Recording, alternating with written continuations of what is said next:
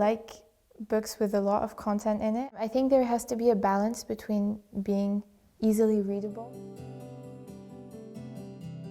Hello, my name is Melissa Rosenberg. My Chinese name is Melisha.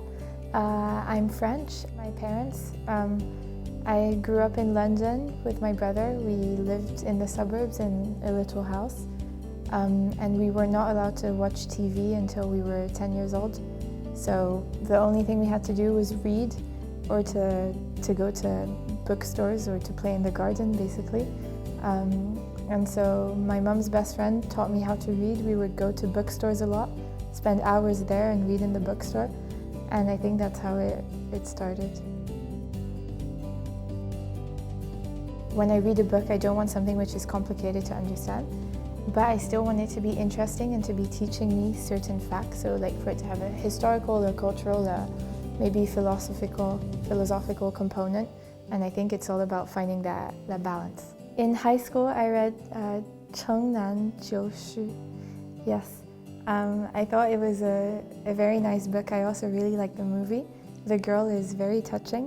One of my best friends gave me a book called Kafka on the Shore by Murakami, I think, if I don't pronounce the name wrong. It's the story of a boy who leaves his family for the first time. He gave it to me for my 18th birthday, so I think it was a way of telling me it was my time to spread my wings, to fly and to grow.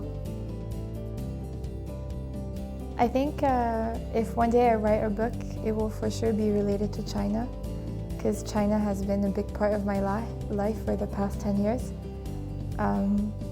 So I think it would be something about life in China, about the people, the culture. But I think the general French person doesn't know much about China. If it's the food, the people, like they think of China as being one person, but when you travel in China, you realize how the north, the south, the east, everything is very different. I think it would be like for young people like me who are maybe biased on their view of China, or not even biased, they probably don't know anything about China. And I think it would be like an eye-opening novel. I'd say at night to relax.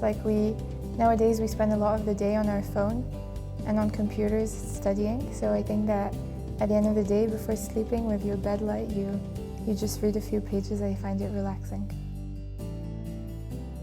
In general, I actually prefer paper books, but ebooks are very convenient when you live abroad because you can download any language from anywhere in the world, so it's very convenient.